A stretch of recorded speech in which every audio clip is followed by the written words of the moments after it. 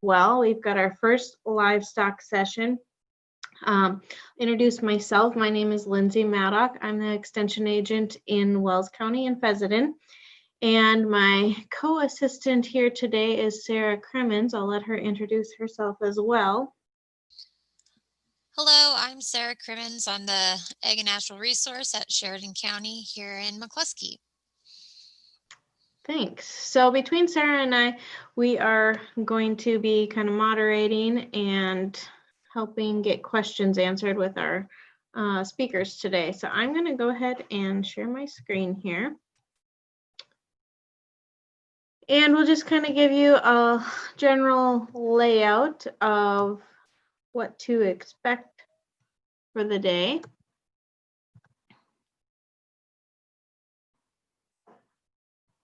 So we have about 50 minutes scheduled for our session, and we'll have question and answers. Like we said, if you can put those into the chat box and get them submitted there, Sarah will be reading through those and she'll get those vocalized for everybody. That'll just make sure we get to everybody's questions and keep it nice and orderly. At the end, we're gonna share a evaluation link that will be put in the chat box. We ask that if everybody can do that once today, that'd be great. And since we're nearing the end of the day, we'll get that in the chat box. So you got that link and you can go to that. We only need to do it once for the whole entire program, but we will be reminding you of that a couple times. So for the Livestock 1 session, we have Brian Deville from the Carrington Research Extension Center. We have Dr. Jerry Stucca. He's our NDSU Extension vet and livestock stewardship specialist. We have Chandy Howard joining us from the Eddy County Extension Office, and Dr. Travis Hoffman is our NDSU Extension sheep specialist. So I'm going to stop sharing, and then I'm going to let those guys all introduce themselves. We'll just go through the list here, and they're going to give just a brief overview of what they talked about during their video discussions and presentations, just to bring everybody back up to speed. So why don't we go ahead and start with Brian? He can kick us off. All right. Thanks, Lindsay, for the introduction. I'm Brian Deville. I'm the animal scientist here at the Carrington Research Extension Center. And I guess just to summarize my presentation a little bit, in my presentation, I just kind of introduced a few of the projects that have been ongoing for the last year or so here at the Carrington Research Center, and just highlight a few of the results from some of those studies. First study I talked about was a study we looked at evaluating the inclusion of soybean hulls into beef cow-calf rations in the dry lot. And with that, we included those up to 27% of the dietary dry matter in those rations and found no differences in cow performance, very minimal impacts to milk production, and no differences in an end result to the calf performance on those cows. Second study I talked about was some work that we're doing looking at roughage source and inclusion level. A little bit of information on those projects. One of the projects we conducted in particular this past summer looked at, instead of utilizing corn as our primary energy source in those diets, we actually looked at using low quality wheat in those diets. That was primarily driven by the abundance of lower quality wheat that was in our area back in the fall of 2019. And just some really preliminary analysis on that study. Treatments we had in that were including either 10%, 12%, 14, or 16% roughage in those diets, increasing roughage, hoping to mitigate any potential risks to ruminal acidosis. And from the standpoint of our feedlot study there, we actually found very minimal impacts to feedlot performance of those steers. And the last study, I guess, that I introduced in that presentation was some work that we'd done with trace mineral source. Again, I think, as I mentioned in that presentation, we actually saw increased average daily gain in those calves during the first 56 days during the backgrounding phase when we used a chelated trace mineral source versus an inorganic source. However, those weight gain differences actually disappeared by the time those animals reached finishing weight. And so just a little bit of a brief overview of what I talked about earlier. Look forward to your guys' questions as the day goes on. Thank you. Thanks, Brian. Dr. Stucca, would you like to give us your overview? Yeah, thanks. Thanks, Lindsay. Good to be on today. In fact, the title of my presentation had something to do with sub-Q or intranasal administration of vaccines. And I don't know if I really addressed that in my topic or not, but what I did talk about was other, what I would call stressors and risk factors that play a much larger role in keeping cattle healthy or not than vaccines. I did end up talking about vaccines at the end, and they would have been some of my personal recommendations for cattle that fit into different categories of risk that I assign them to. Some cattle are high risk. In other words, they've been commingled with other cattle, and in many cases shipped a long distance. And then there's moderate risk cattle, which would be more like balling calves that at your home branch of origin. And then there's low risk cattle would be like yearlings. And so I did all of those things within that time frame and within those slides. And then I did talk a little bit about where you might use an intranasal versus a subcutaneously administered vaccine. Great, thanks. Chandy, you're up.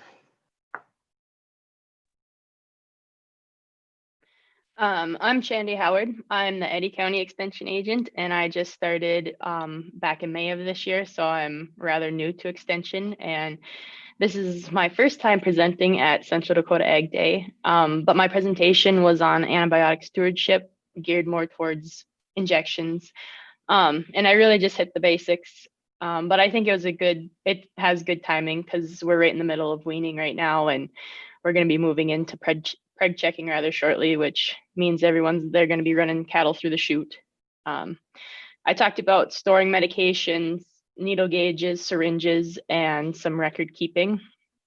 And then some of the main takeaways are just keeping open lines of communication with your vet and keep surfaces clean to the best of your ability and to use the proper tools.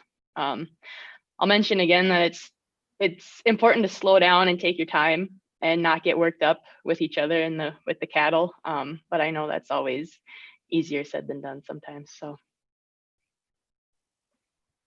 Thanks, Chandy. Truer words have never been spoken. Travis, why don't you go ahead? Thanks, Lindsay. Glad to join our team here at the Central Dakota Ag Day. I opened up with a talk called Sheep, Goats, or Both. And I think that it was kind of designed as some introductory information of what can be in consideration if individuals that are either on a livestock or cattle operation or willing to, and aiming to diversify, or if adding small ruminants to their operation. And so just a couple things that we can, of course, keep in mind is that from a shelter and necessities for particularly lambing and or kidding, we're going to need a little bit of shelter and warmth for those because they're not quite as resilient if we so choose to do that during the winter months in comparison to our beef cattle. There's also some options that we didn't particularly discuss to move those back on our lambing and kidding dates to potentially even April, May. And so that may coincide. A couple things that are interesting that we always need to keep into consideration are that parasites and parasite control is important with our small ruminants, and also predation. And so if we keep that into consideration, then fencing and different nutrition strategies can also be in consideration as well. So just understanding where our goals are, and I look forward to our discussion here with my team of colleagues. All right. Thank you very much for your guys' time putting those presentations together and everything too. We really appreciate that. So for those of you that are joining us, go ahead and use that chat box to type in your questions that you have for any of these speakers. We kind of have a wide range of different topics we can dive into here. And I'll go ahead and just kind of kick things off here since we wrapped up with Travis. I'll start with you.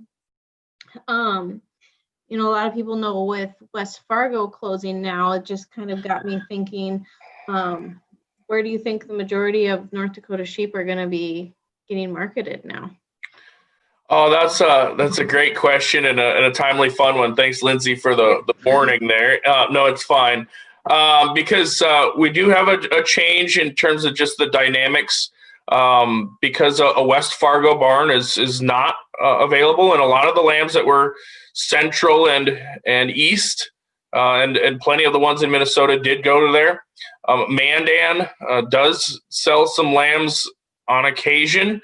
As we move to South Dakota, Sisseton, and Aberdeen, and also there's outlets in terms of Watertown. If we move east, there is options at Fergus Falls. What I can kind of bring into consideration here, Lindsay, and thanks for that, is that maybe this upcoming year, it's going to be a lot more on our planning and our goals of how we wish to market them. And so I think that it's important that we take that heads up of identifying what and where we are marketing those lambs. Okay, and so I'm going to attack this a little bit. My apologies, but this one's a tricky one. So is it that we are raising 60 to 80 pound lambs and selling those? I would be interested and hope to continue to work with our producers in North Dakota to say that maybe there's some value on feedstuffs and trying to feed those to a marketed weight of 130 or 140. The other thing is that I've had more requests, and in fact had a request that we couldn't fulfill from a individual in Ohio that wanted the 60 to 70 pound lambs in early summer, which we have and we've created, and those are going to the non-traditional markets. And so more than 50% of the lambs now that are born in a calendar year are actually being harvested and going to the ethnic trade. And so that's something to keep in consideration. We're actually behind a lot of the people, because a lot of the people in southern spots like Texas right now is all hair sheep, and they're all finished at 80 pounds and they're making money because it's a low input approach. And so I think that we need to reevaluate where and when our time period is. And this sounds like a generalization, but it's going to become more true now that it's relationship building. And whether it's with a feedlot operator or developing your own, that's something that we need to continue to do. And I'm not even going to open the can of direct marketing here yet until told to. So there's that option as well. Thank you, Lindsay, for asking a challenging question that we'll work together at for the upcoming 2021. We had a question for Dr. Stucca. What do you feel is better, the Poron Dectamax or the injectable? Great question. I see it came from my good friend Tim Schroeder. So the question is, what's the objective of giving Dectamax? Is the objective to treat or get rid of internal parasites or external parasites? External parasites will be much more effective using injectable against internal parasites, because presumably you have an idea of what the animals weigh, and you give the precise dose or a more accurate dose to those animals with an injectable that's under the skin, that doesn't leak back out the hole, and so on and so forth, than you would with a Poron. The problem with Porons is that they have to be absorbed through the hair follicles, which means that a lot of it runs off, some of it gets licked off, and some of it gets to the animal. So if you looked at the total amount of drug that we get into an animal, and let's say there's 100 animals, then you're going to have a much better dose, much better therapeutic dose with giving injectable versus giving the Poron. If your desire is to treat external parasites, I'd probably use something else other than Dectamax Poron, but Poron will give you a little bit better control of some of the externals, because the only way the injectables work is to treat the external parasites that are on the animal, and then it goes into the manure and inhibits the larvae, particularly our flies that are hatching. But for things like lice, ticks, if you will, but primarily lice, those animals live on the animal, and they won't be impacted very much by the injectable unless they're sucking lice. Biting lice don't get impacted very much by Dectamax Poron. So it depends on what you're doing it for. So internal parasites, injectable or drench. And if you're treating for lice, I'd use something different. I'd use something like cleanup, or even some of the permectin, pyrethrin products, and with the full intention that you may have to do it a second time. One more piece of advice on lice: don't treat too early. If you treat too early, you'll be disappointed. Lice have greater activity when the weather's colder. And so treat when you see the whites of the eyes of the lice. So you talked about the BQA. How can producers learn more about becoming certified with the BQA? Well, I believe Lisa Peterson puts on most of our BQA trainings, but the BQA website that has a lot of good information, and then NDSU, we have our own BQA category on their website, and you go to BQA staff, and Lisa's there, so her contact information is there, and so that's how I would go about it. Get a hold of her. And I think they have an online module too that you can kind of walk yourself through. So that's an option if you need it, quickly, or whatever your case may be.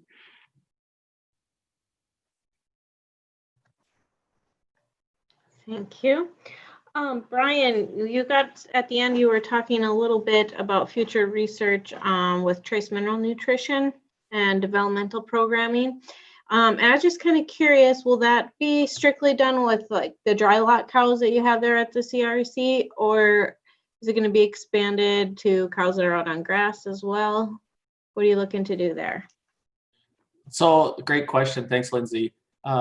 From the research that we're proposing for doing here, it'll be done actually with beef heifers in confinement. But it really builds off of some work that Carl Dolan and others have done down at Streeter, which has been looking at similar processes on grazing animals as well. So there's both components available, but for our purposes, we just chose to use dry lot just because it fits our situation a lot better. So being we have Brian up, I also had a question about your guys' proposed study with the solubles, with the dried distillers grains that you proposed. And what kind of solubles are you guys thinking with that study, or do you want to tell us a little more about that? So I think you're asking about some of the research we proposed looking at dried distillers grains in receiving diets, I believe is where that was going. And so the premise there, and what I'm kind of wanting to look at, is can we actually use dried distillers grains to help stimulate intake in receiving cattle? As for those of you that have been around dried distillers, it has a very appealing smell, especially when it's fresh. It's kind of like that fresh smell of cornbread coming out of the oven, for lack of better terms. And so it kind of has a tendency, if fed at lower concentrations or moderate concentrations, of attracting cattle to the feed bunk, or especially newly weaned calves. And so the premise there is what we're trying to look at is can we use distillers grains to actually attract calves to the bunk? Will they consume more feed?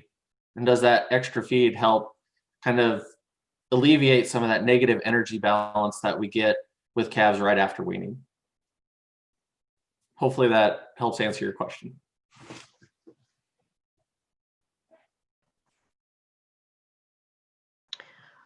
Dr. Hoffman, so you alluded to parasite programs being really important with our small ruminants.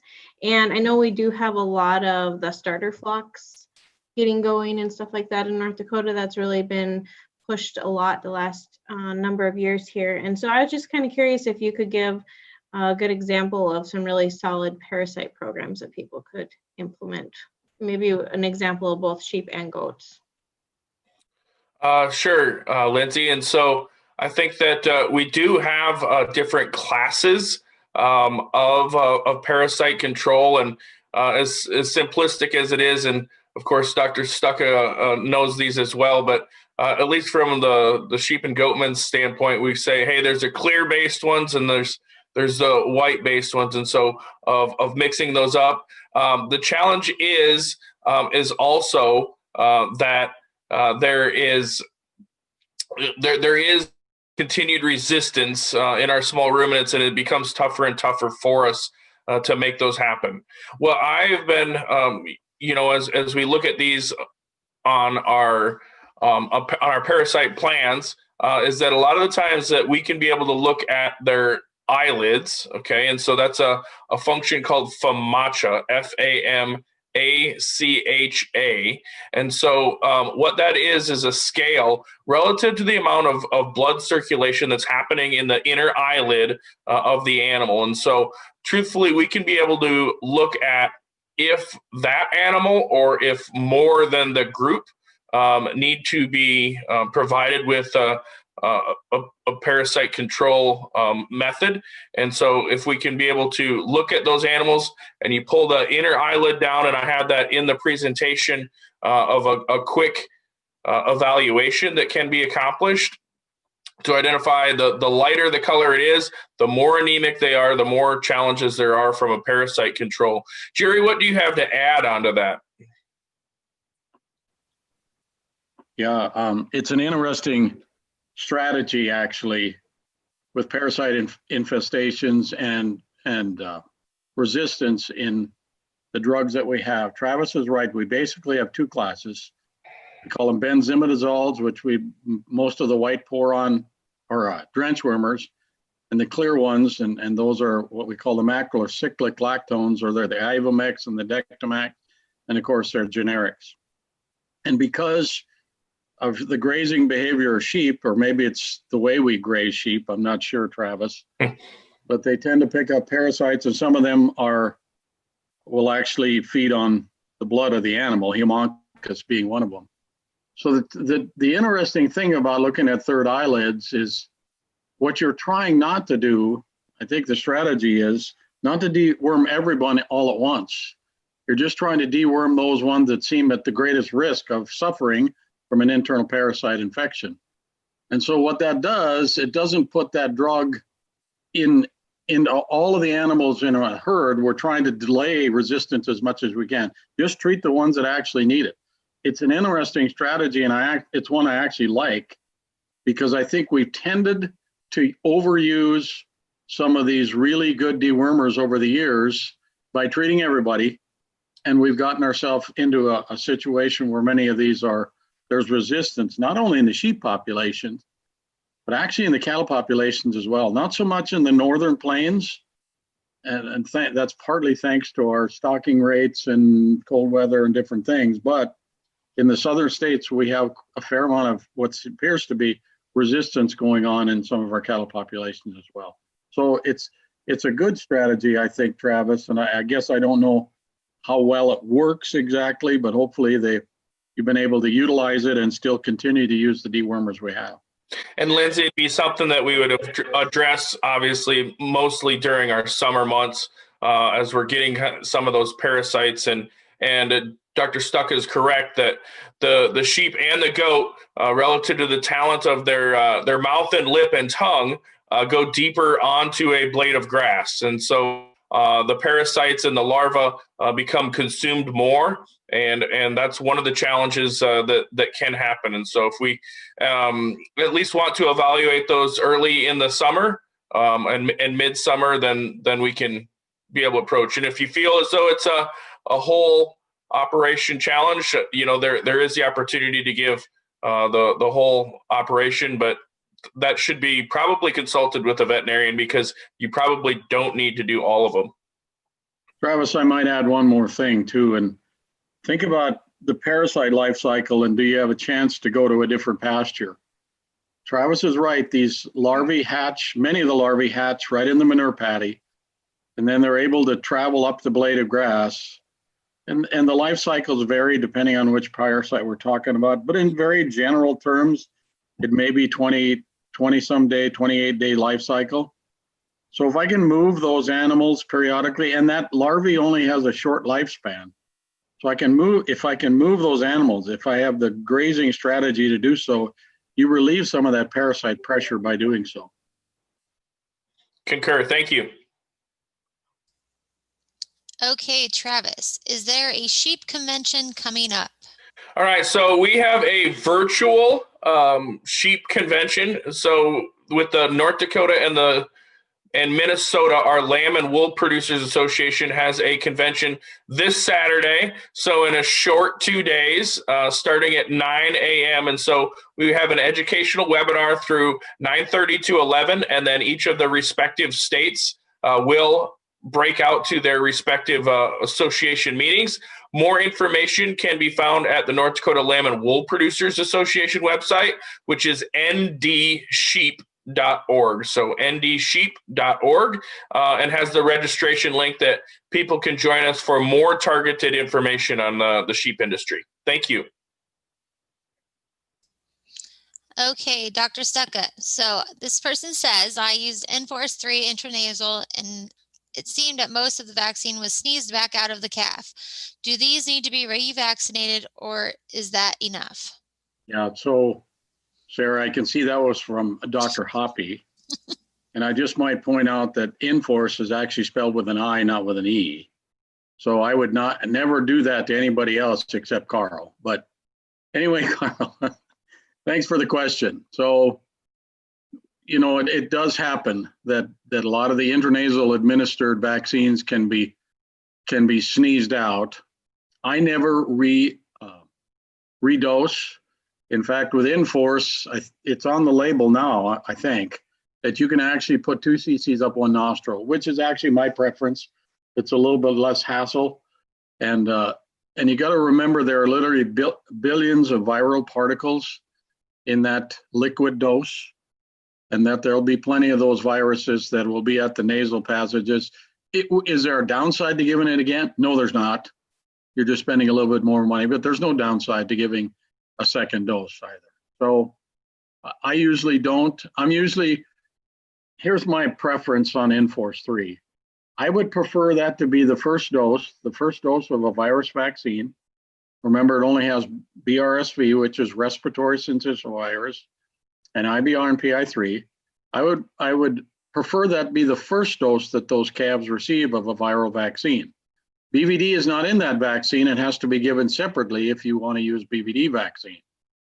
The reason I like to give it as the primary dose to a calf at turnout, for example, I'm not a big fan of vaccinating at birth because I don't know what the reason is for it. But anyway, at turnout time or when they're 4, 6, 8 weeks of age, is that first dose is remembered by the immune system so that when you give a second dose, let's say it's sub-Q administered, the immune system remembers that first dose at the nose and then goes back and provides immunity at the nasal passages again. So that in my mind is where it needs to be used. Other than that, I usually don't use it prior to weaning necessarily unless it's the first dose again. But that's where I think it fits the best.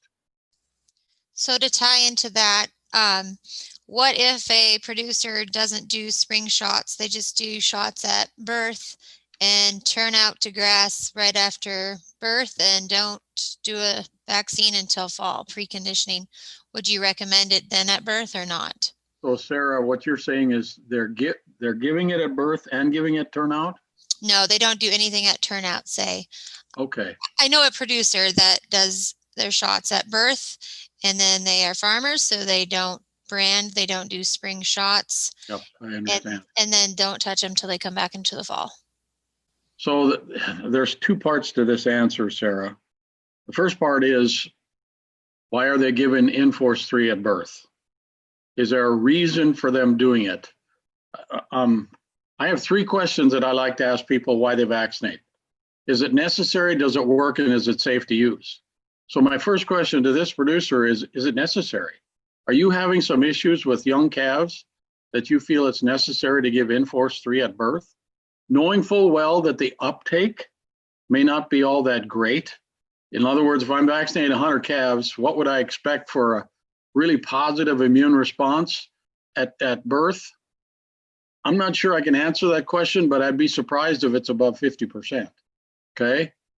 Those calves have just gone through the birthing process. There's stress in their system, more stress if they're born in bad weather, more stress if they were too heavy at birth and it took a long time to be birthed. And then I'd probably ask, why do you calve when it's bad weather out? But that's another topic for another day. So if they give it at birth, it's almost like they haven't given it at all. That's not quite right. Don't misquote me here. So in that case, if they're coming back, are they coming back at weaning or prior to weaning? Sarah? Prior to. Okay. I wouldn't have any trouble with them using it again at that time. Okay, because I don't know how good their uptake was the first time around. Yep. Brian, what research projects are you currently conducting right now? So thanks for the question, Carl. Right now, we actually have 2 projects ongoing here at the center and 1 collaborative project that's going on campus. The 2 projects on center, the first one, the one that's actually being conducted with the Dakota feeder calf show calves, is actually looking at roughage source and the impacts of roughage source on feedlot performance. And so in this particular case, we're looking at 3 different roughages in those diets. Those would be grass hay, corn silage, and beet pulp. And part of the premise to this study is really just to look at, are all those roughages, if we include them on a perceived equal roughage basis, actually working the same way within the rumen? And to follow that up, we're also doing a metabolism study, or did a metabolism study with those diets. We were able to look at differences in rumen fermentation and digestibility. The second project we're doing right now at the station is actually using some calves from central grasslands.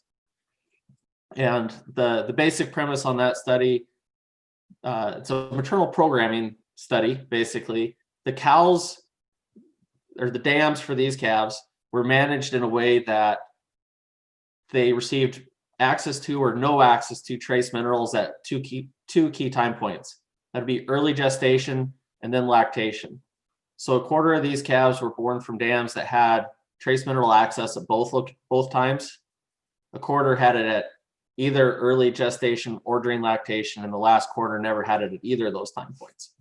And so with that, we're trying to look at differences in those calves in feedlot performance, as well as trace mineral status of those calves when they arrived, and then also some subsequent work on those calves looking at some immune response factors, whether that be a titer response or a different ways of measuring immune response.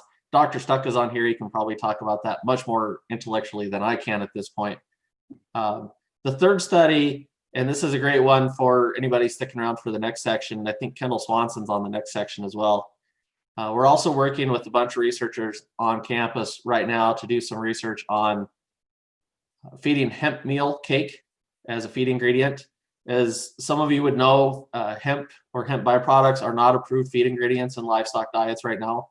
And so we're working through the process with this study and a number of other studies that will be coming in the near future, looking at including hemp into beef cattle diets, trying to work towards getting some feed use approval for producers in the States.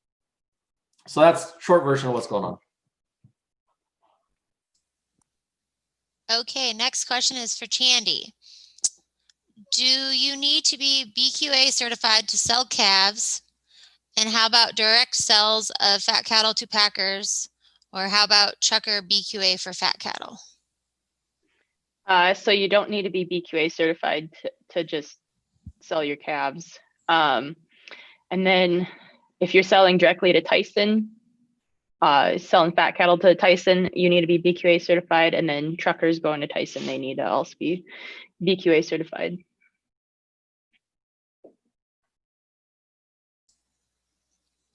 Okay, next. I think, Sarah, if I can just mention something too, we see a lot of these online like superior livestock sales and stuff like that now, and all of these certifications that producers are getting are getting put right up on that screen, and buyers are looking for those. So I think it's something that people definitely probably want to be considering, and maybe they might even see a little bit of economic benefit out of it, from if that's how they're choosing to market their cattle. So yeah, selling your calves and being BQA certified, it's definitely the ethical thing to do.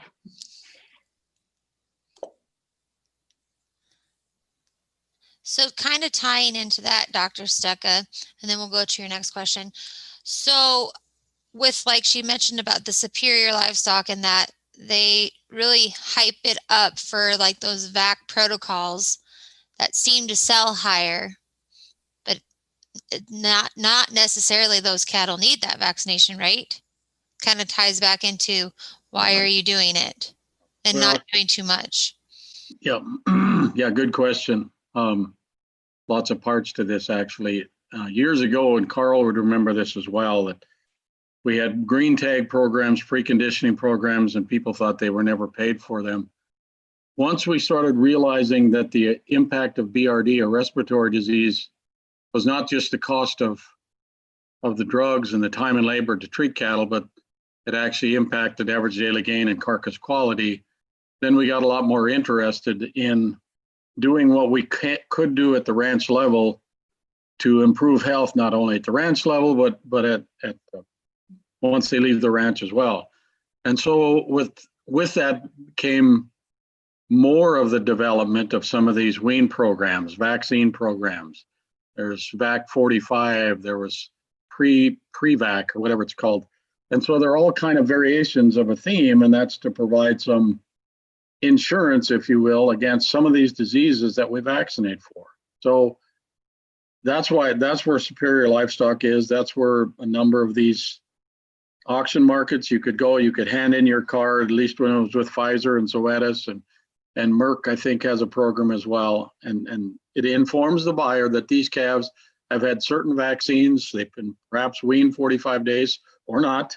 Their bunk broke, and so on and so forth. And we realize it does make somewhat of a difference in the life and health of that calf later on.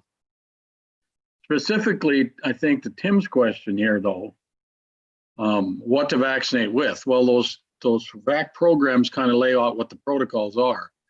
But I think in this case, his question is, should I give Enforce 3? You remember I described earlier, that's IBR or red nose, BRSV, and PI3. Give Enforce 3 at the same time I'm giving Bovishield pre-weaning.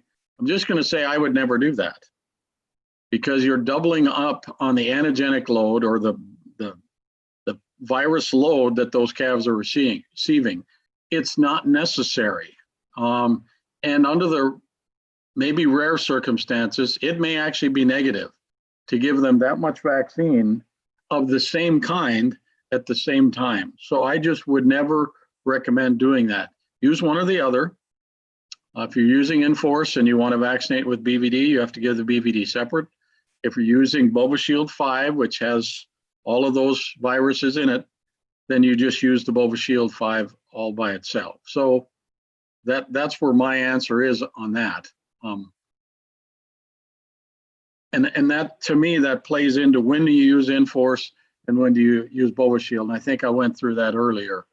Primary dose for Enforce is fine, and then you follow up with Bovishield. Tim, I don't know if you needed any more on that one or not.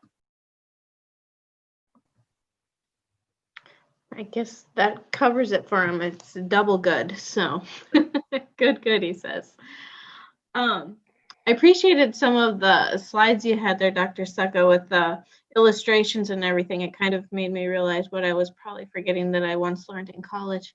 But I was just kind of curious if I was understanding when you got into the cell-mediated immunity portion with your memory T cells and B cells, and as far as the lifespan of those goes, Yeah. Can you go into that a little bit? Thank you for this question. I love this question. This actually relates a little bit to coronavirus. So what are we hearing today? I was thinking of it. What are we hearing today about coronavirus and the duration of immunity? All they're telling us is that the antibody levels decline after 90 days or 120 days. Well, of course they do. Antibodies have a half-life. What they're not telling us, and it's more difficult to measure, are there memory cells that are left behind? That's the whole idea behind primary doses and booster doses. We're building more antibody, but we're also building more memory cells at the same time, so that when sometime later in the future, when they're exposed to a virus like coronavirus, are those memory cells there to respond to the virus? I would say yes. I don't know if we know the duration of coronavirus. We did a study a number of years ago at Streeter. Can't remember if Brian was there at the time or not. Anyway, we took calves and we gave them, when they were like 8 weeks old on average, and we gave them an intranasal and another vaccine given under the skin. We came back 150 days later, and what it looks like to us is that we got a nice booster response 150 days later. So it tells us that those memory cells are around there for at least 150 days, probably longer in all reality. So I don't know if that answered your question, but that's kind of what we know about memory. It's not related to antibodies.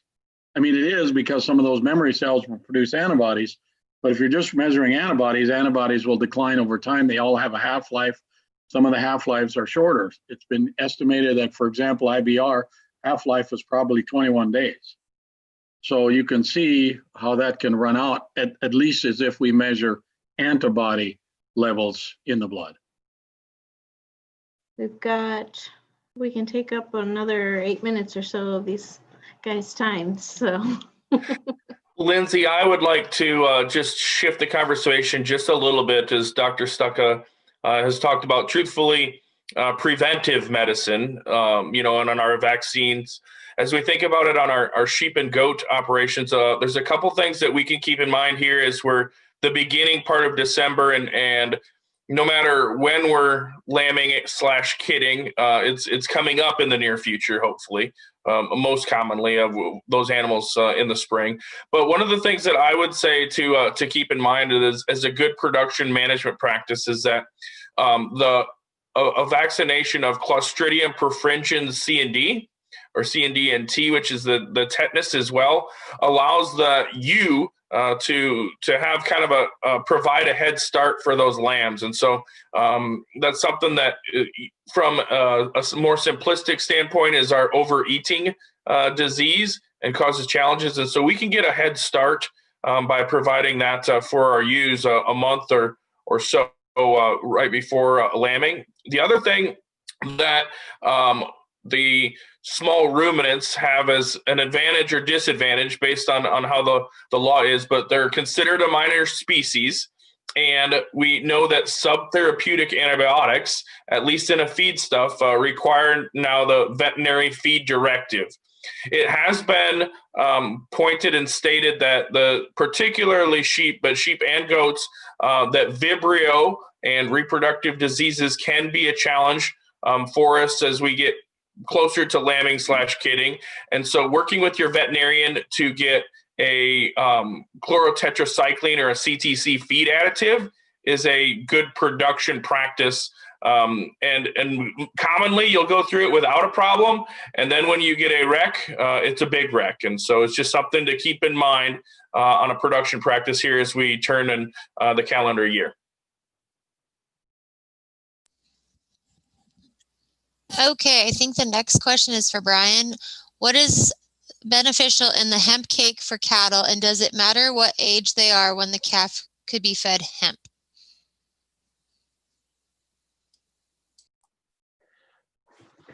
So couple thoughts here. I don't know of any current benefits in particular that hemp would have for cattle compared to any other feed ingredient. Nutritional content wise, protein content is very similar to distillers grains. And so a lot of the research that we're looking at is actually trying to use the hemp cake as a protein supplement, basically instead of distillers grains or other protein sources. And I guess to come into the second part of the question, first of all, just reiterate that hemp cake is not an approved feed yet. So it shouldn't be getting used. That said, once it is, right now we're looking at using hemp in finishing diets. I'm not aware of any research that has looked at any other stages. I think there's probably some good promise for it in backgrounding diets as well. That's really going to come down to how the research turns out in terms of potential impacts to intake based on quantity of inclusion. So there's a lot of unknowns right now. So short answer, I guess. And I'm going to pop these guys' contact information up for you.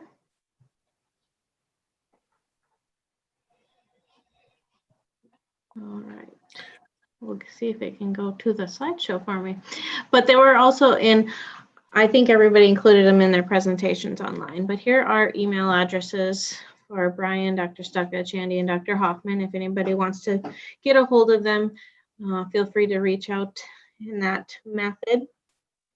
Into our chat box, Sarah is going to post the evaluation link. And so once again, if you guys can take a few minutes and go to that link and fill the evaluation out for your experience with this year's Central Dakota Ag Day, we would greatly appreciate it. I do want to just thank all of our panelists that we had in this session, and also all of our sponsors. We have the North Dakota Corn Utilization Council, North Dakota Soybean Council, North Central SARE was a sponsor, and then we have our crop improvement associations in Eddy, Foster, Griggs, Sheridan, Stutzman, and Wells County. So we want to thank all of those guys for allowing us to be able to put this program together for everybody.